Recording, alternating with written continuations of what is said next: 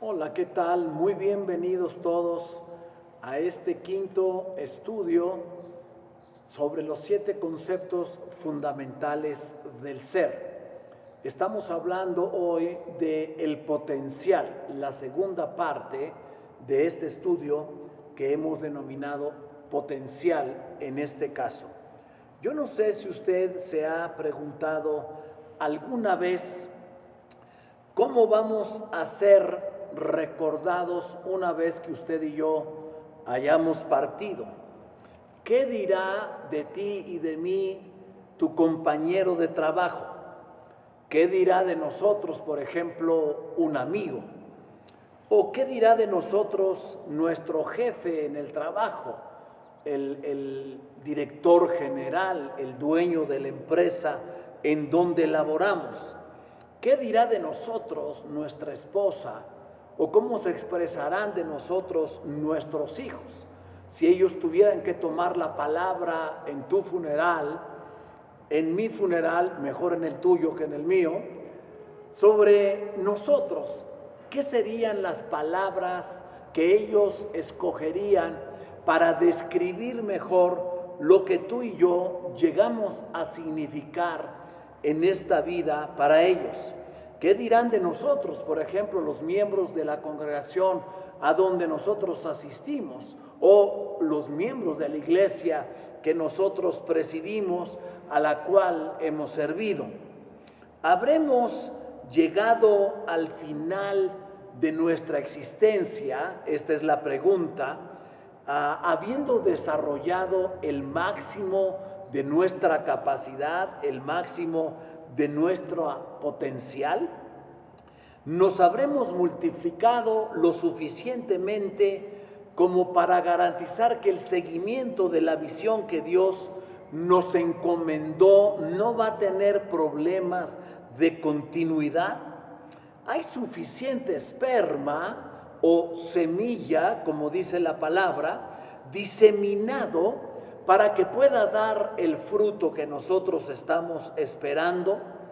Habremos, como dice la palabra cuando expresa de David, que habiendo servido a su generación partió para estar en la presencia del Señor, o habremos dejado un legado digno para las siguientes generaciones después de nosotros.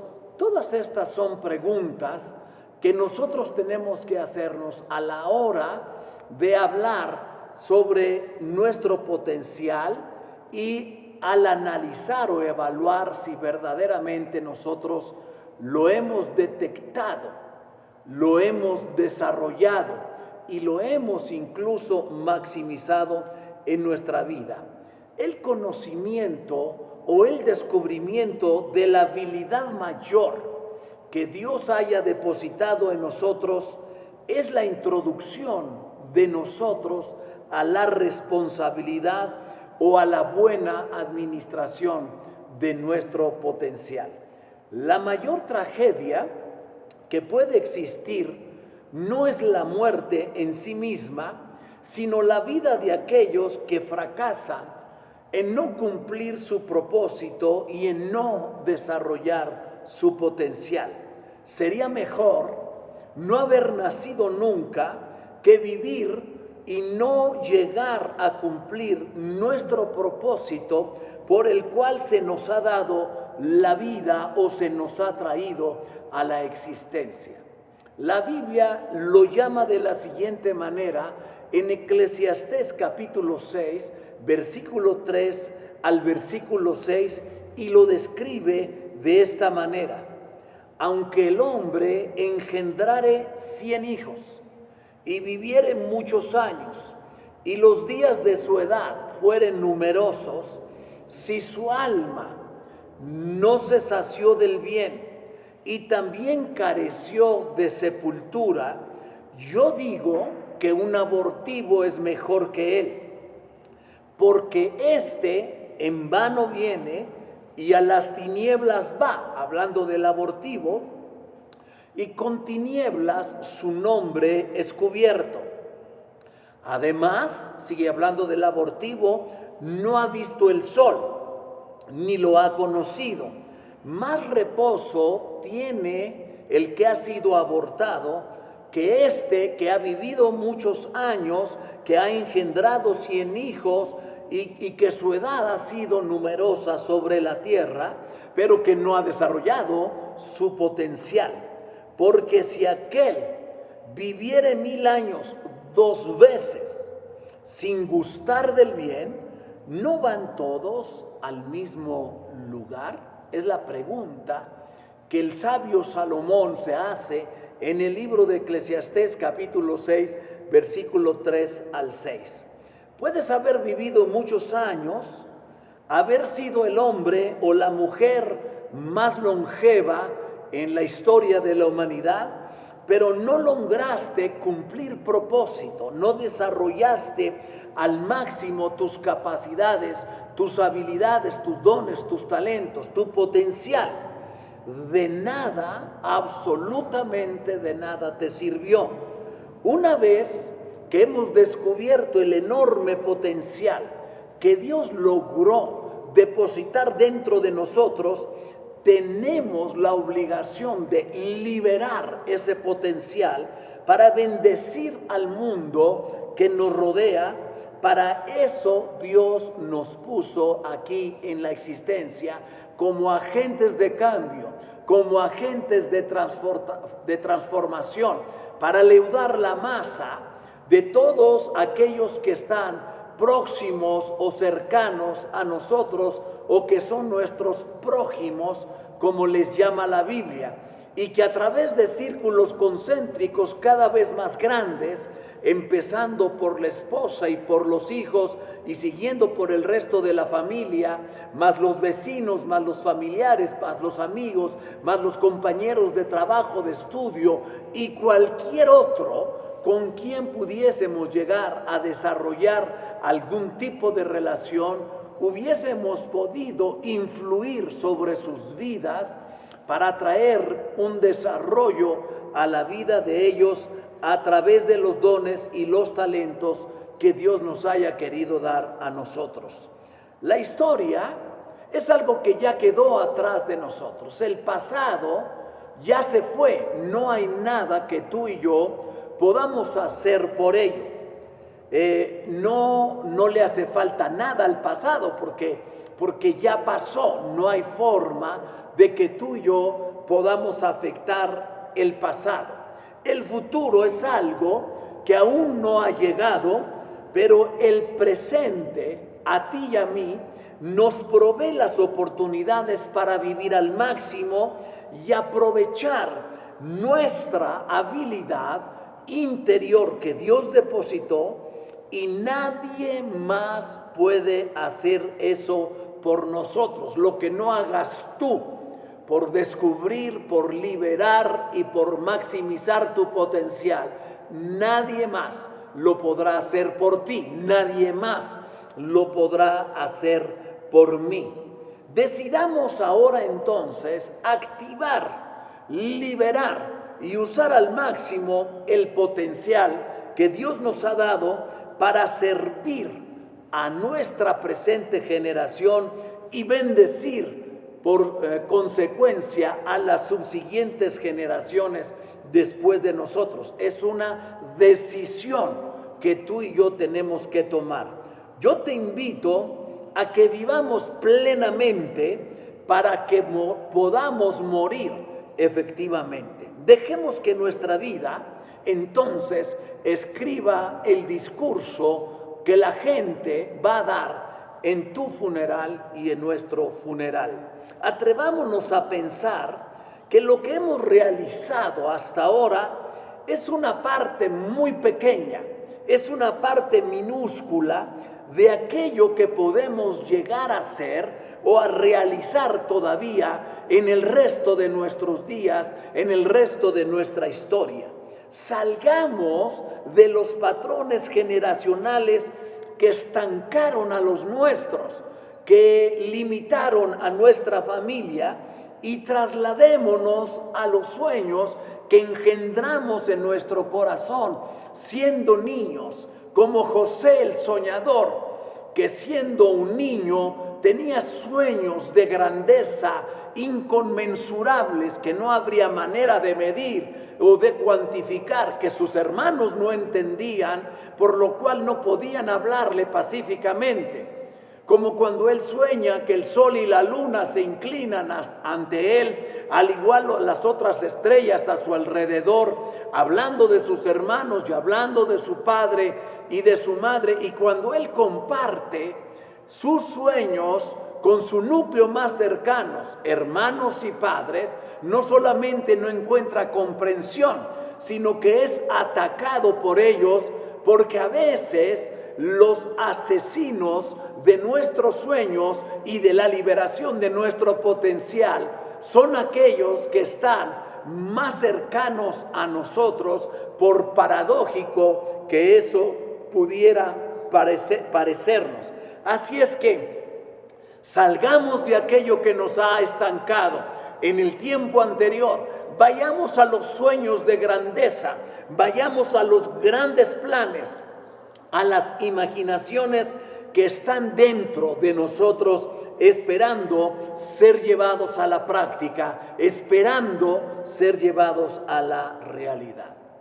La liberación de nuestro potencial exige que nos neguemos tú y yo a conformarnos con nuestros logros más recientes, por grandes que estos hubieran sido.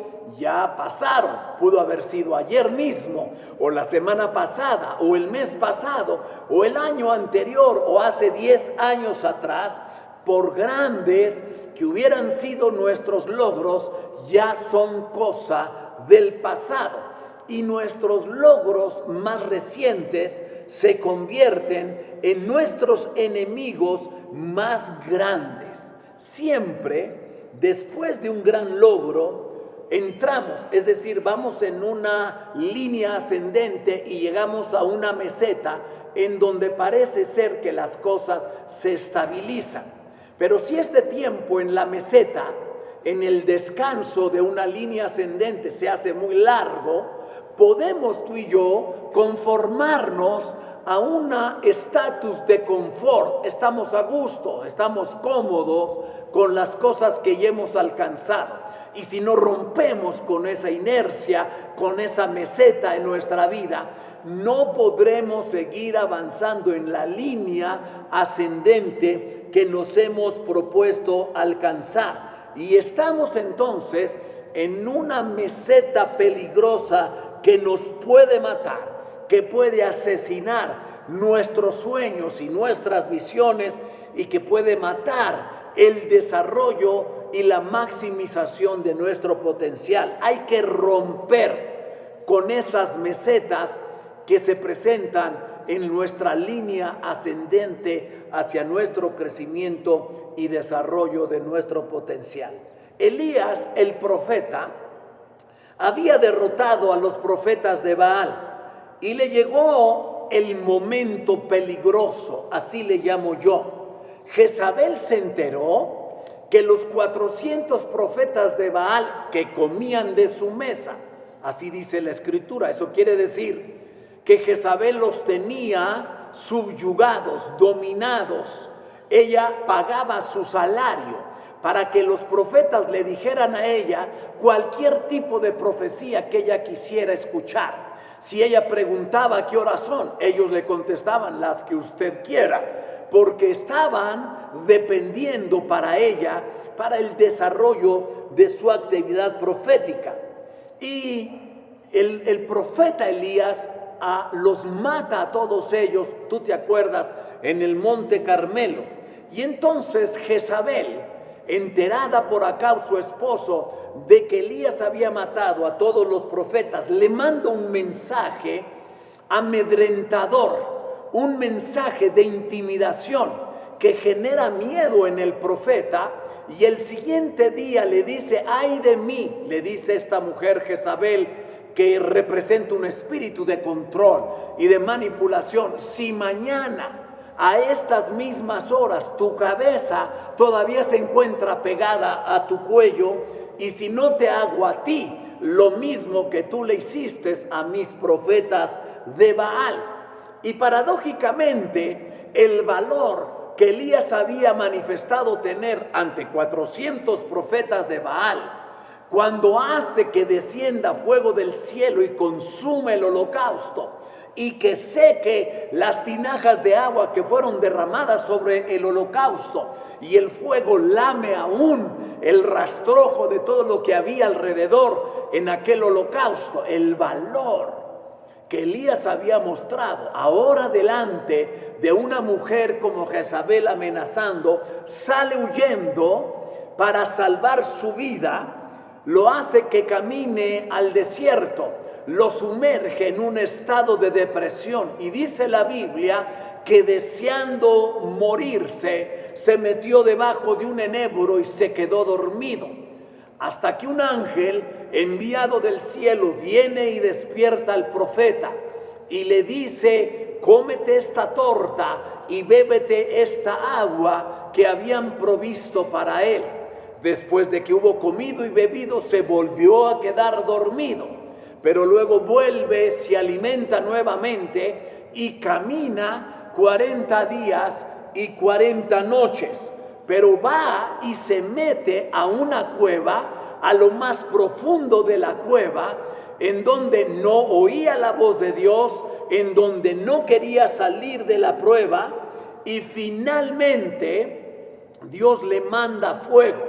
Dios le manda un terremoto. Imagínate, fuego adentro de la cueva, consumiendo el oxígeno que el profeta podía respirar. Se estaba asfixiando, se estaba ahogando porque le faltaba oxígeno, pero no quería salir de la cueva en la que se encontraba. Hasta que Dios le habla y le dice: ¿qué haces aquí, Elías, metido en una cueva?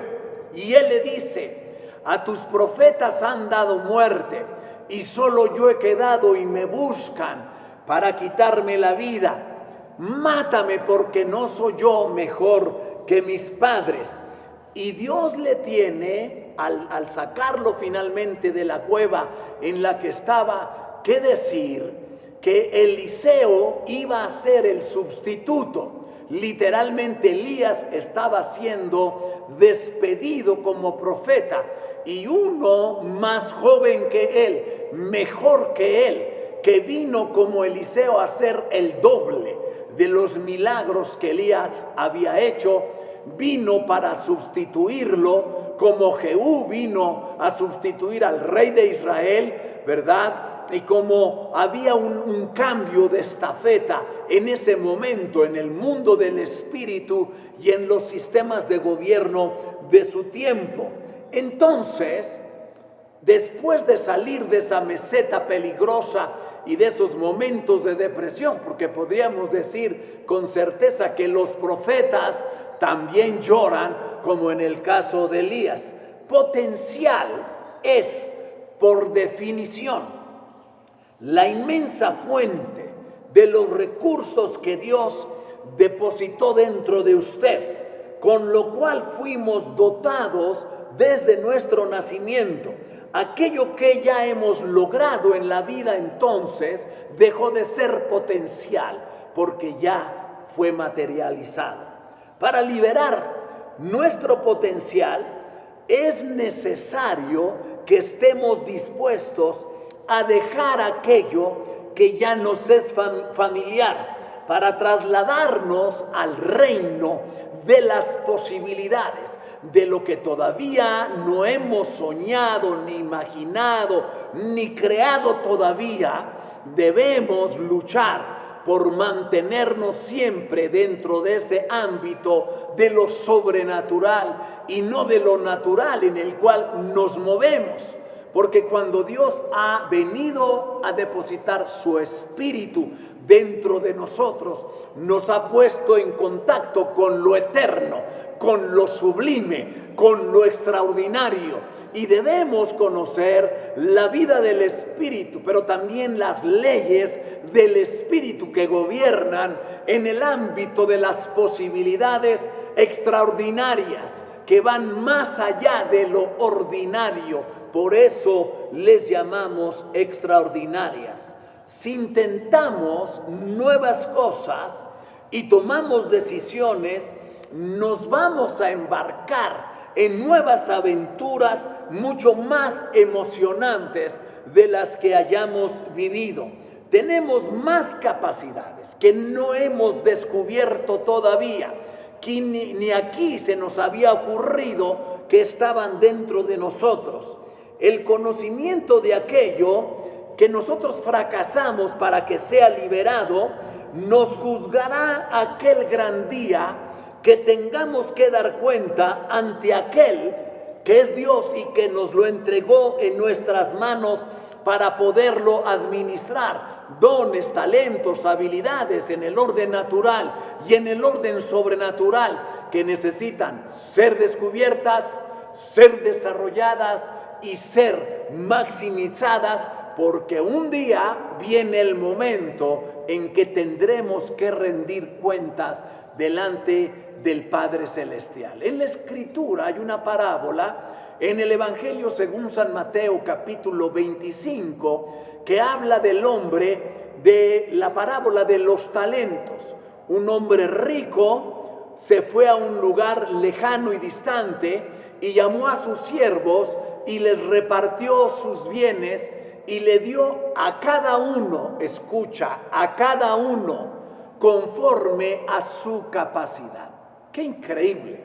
A este le dio 5 talentos, a este le dio 2 talentos y a aquel le dio 1 talento. Dice que se los dio de acuerdo con su capacidad. Hubiera sido injusto que Dios le hubiera dado al que tenía 5 talentos 10, si solamente tenía capacidad para administrar 5. Hubiera sido injusto que Dios le hubiera dado, en este caso representado por este hombre de la parábola, al que tenía 2 talentos 5, cuando había demostrado tener capacidad solo para administrar 2. O de la misma manera al que recibió 1 talento. Y entonces se fue lejos, pero vino el momento en que él tenía que hacer cuentas con sus siervos, a quienes les había confiado la administración de sus dones, de sus riquezas, de sus talentos, bajo su habilidad y bajo su administración. Y vino el de 5 y el de 2 y le dijeron más o menos las mismas palabras. Aquí tienes, tú me diste 5 talentos, yo fui y negocié con ellos y gané otros 5 talentos. Aquí tienes lo que es tuyo más lo que yo logré ganar adicionalmente. Y el que tenía 2 talentos se expresó de la misma manera, y la recompensa para uno y para otro dice: ven, buen siervo y fiel, entra en el gozo de tu Señor. Parecería injusto que, hablando de recompensas, al de 5 y al de 2 les hubiera externado las mismas palabras, pero es que ambos, al ejercer sus dones, sus habilidades, lograron negociar y multiplicar los dones que habían recibido, y entonces fueron prosperados en las cosas que tenían. Pero vino el negligente, que le habían dado 1 talento, y le dice: te conocía que eres un hombre severo, que siembras donde no esparciste y recoges lo que no sembraste. Embustero y mentiroso. Porque si ese hubiera sido el caso, él no hubiese sido llamado para haberle entregado, de acuerdo con su capacidad, un don para administrarlo. Y le dijo, desconociendo quién era realmente quien le entregó los dones, se ve que no lo conocía, y le dice: te conocía que eres hombre severo, que además le dice: eres un hombre injusto. Entonces tuve miedo y fui y escondí lo que me diste. Lo sembré, lo metí debajo de la tierra. Y entonces dice que el dueño le dice: siervo malo, a diferencia de los otros que le dice: ven, buen siervo y fiel. Y les dijo: en lo poco has sido fiel, en lo mucho te pondré. Porque el que administra con fidelidad los dones, los talentos, las habilidades que Dios le ha dado, va a ser llevado por Dios, va a ser maximizada su capacidad para poder administrar más, como aquellos en otra parábola a quienes les dio la habilidad para administrar ciertos talentos y Dios les recompensó con autoridad para gobernar sobre 10 ciudades. Y entonces al que tenía un talento le dijo: siervo malo y negligente, si sabías quién era yo, que recojo en donde no esparcí, que siembro lo que no sembré, por lo menos deberías haber dado los dones que yo te di en un banco y hubiesen ganado lo que es mío más los intereses. Es decir, que siempre hay manera de crecer y de multiplicar. Quítenle lo que tiene y dénselo al que tiene más talentos. ¿Por qué? Porque demostró ser un fiel administrador en la administración de las cosas que Dios les dio. Entonces, cuando venga el momento en que tengamos que rendir cuentas, habremos de ser llamados: bien, buen siervo y fiel. En lo poco tú has sido fiel, en lo mucho te voy a llegar a poner. Entonces, nuestro potencial tiene que ser usado, si no será abortado. El sentir que estamos satisfechos con el éxito que hemos alcanzado y los logros más recientes, eso es lo que mata nuestro potencial. Así es que nadie se quede cómodo, nadie se conforme con lo recientemente alcanzado. Rompamos el cerco que limita el desarrollo de nuestro potencial. Potencial es una habilidad que todavía no ha sido expuesta, un poder reservado, una fuerza que no se ha aprovechado a cabalidad, capacidades que no han sido descubiertas, un triunfo que todavía no se ha alcanzado, una canción que no ha sido compuesta y por lo mismo no ha sido cantada todavía y no ha penetrado en la mente y en el corazón de la gente, ayudando a cambiar su cultura y su estilo de vida para que el fermento de la transformación siga avanzando alrededor de nosotros. Dones inactivos, talentos escondidos. En esencia, potencial es un poder que está latente, pero que puede no servirnos para nada. Es como el agua de una enorme presa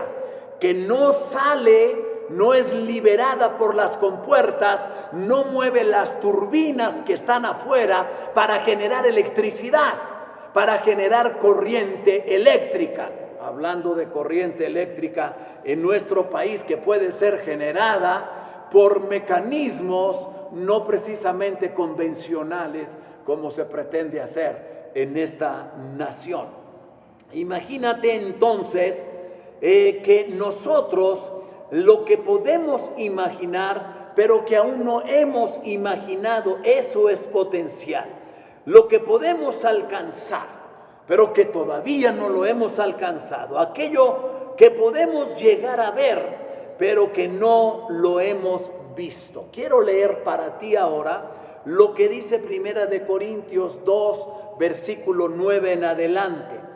Cosas que ojo no vio, ni oído oyó, ni han subido en corazón de hombre, son las que Dios ha preparado para los que le aman. Esto es, cosas que ojo no vio, cosas invisibles o que nunca se han visto, cosas que oído no oyó, cosas inaudibles, nunca nadie antes las había escuchado, cosas que no han subido en el corazón del hombre, cosas inimaginables, son las que Dios ha preparado para los que le amamos.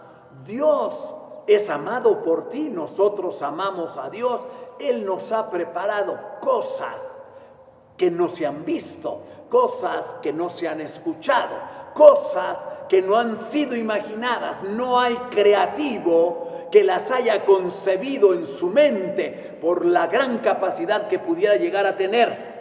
Estas son las cosas que Dios tiene reservadas para ti, que Dios tiene reservadas para mí.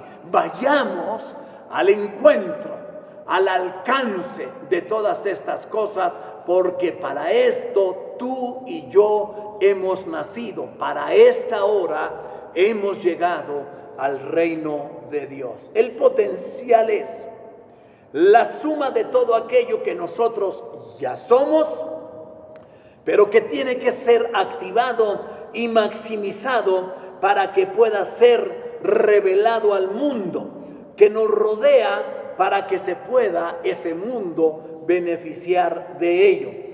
Nosotros somos capaces de mucho más de lo que pensamos, de lo que nos imaginamos o de lo que somos en la actualidad y lo que hacemos todavía en el presente. Me impacta mucho una escritura que se encuentra en el libro de Isaías, hablando de Abraham. Mirad a Abraham y a Sara, vuestro padre, hablando espiritualmente a los judíos, que cuando no era más que uno solo, un hombre de casi 100 años, dice Romanos 4, y la matriz de Sara de casi 90 años, a quien le había cesado la costumbre de las mujeres o su ciclo menstrual, su capacidad de reproducción se había muerto hace mucho tiempo. Y dice Isaías, literalmente, mirad a Abraham, vuestro padre, y a Sara, vuestra madre, que cuando no era más que uno solo, dice Dios, lo llamé, lo bendije y lo multipliqué, y estaba solo todavía. Mira qué increíble.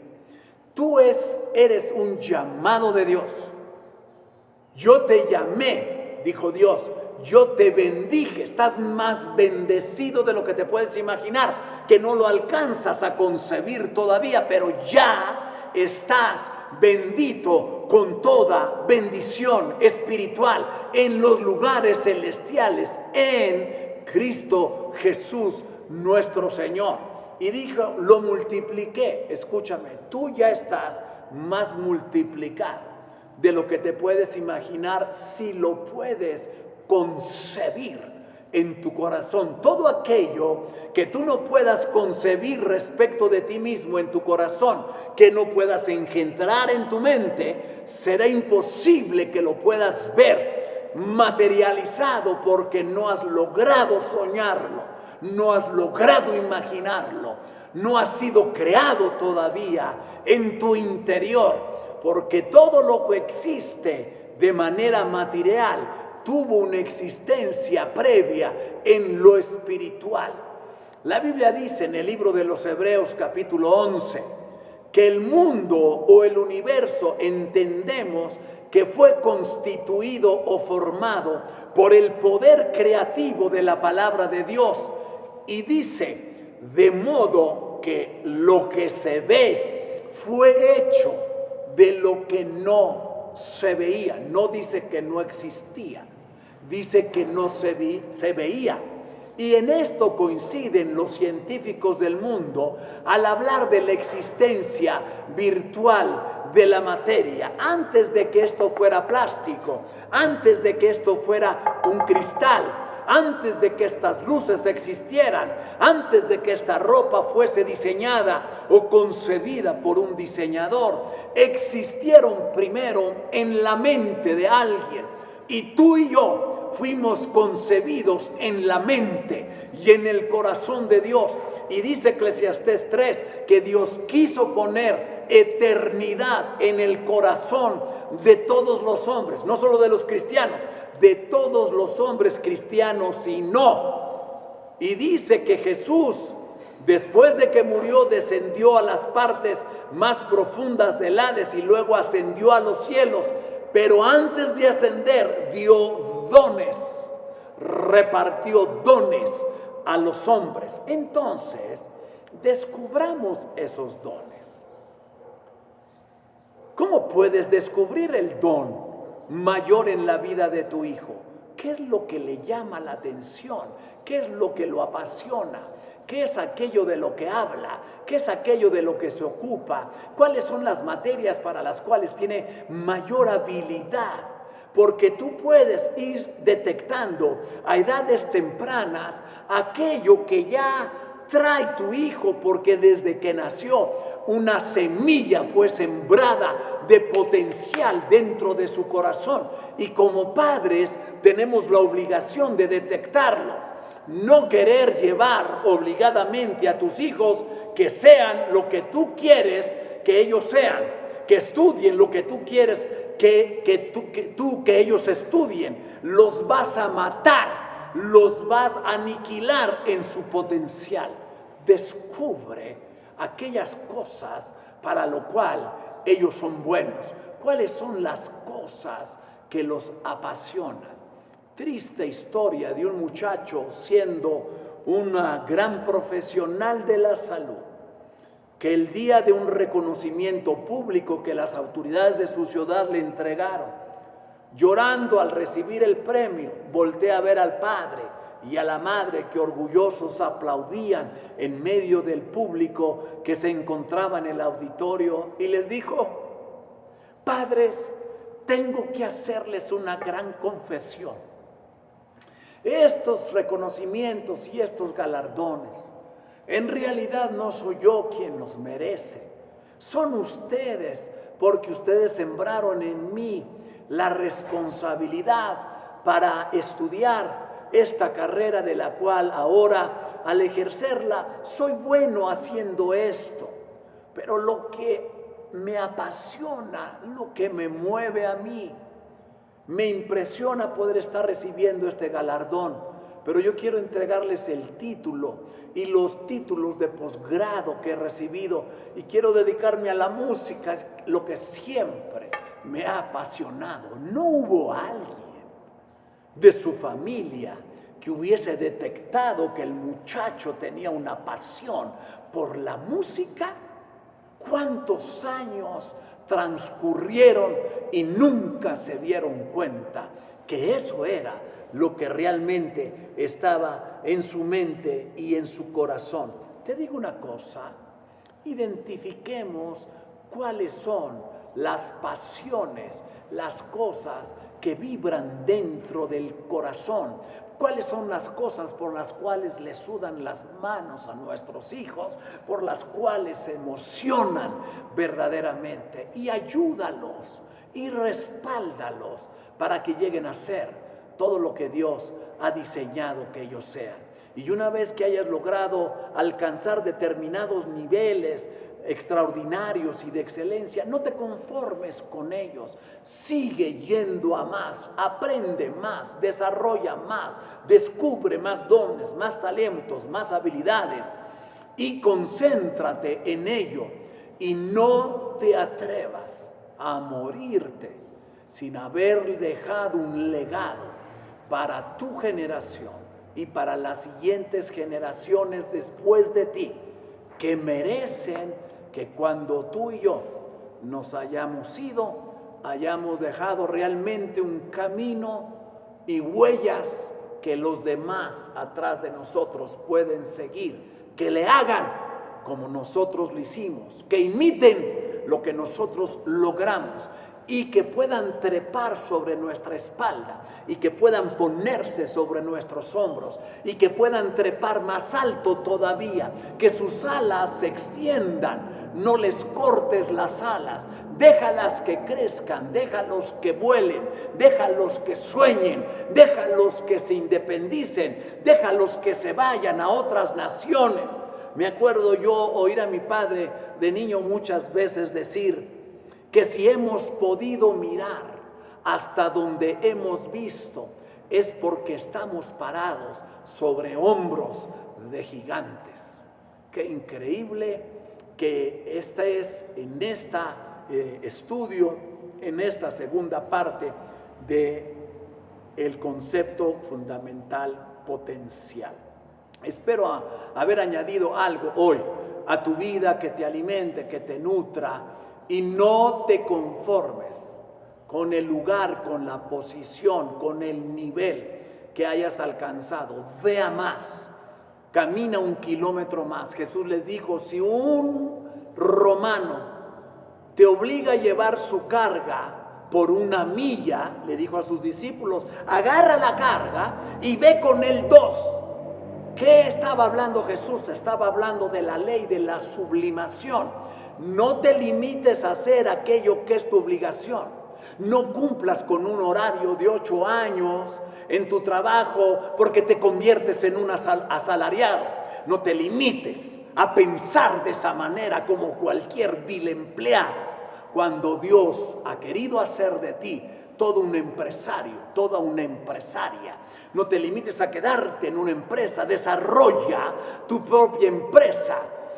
Haz que explote, que se descubra, que se libere tu potencial y llega a ser. No te atrevas a morirte antes de haber desarrollado al máximo tu potencial. Que el Señor te bendiga y te guarde. Te mando un saludo muy cariñoso.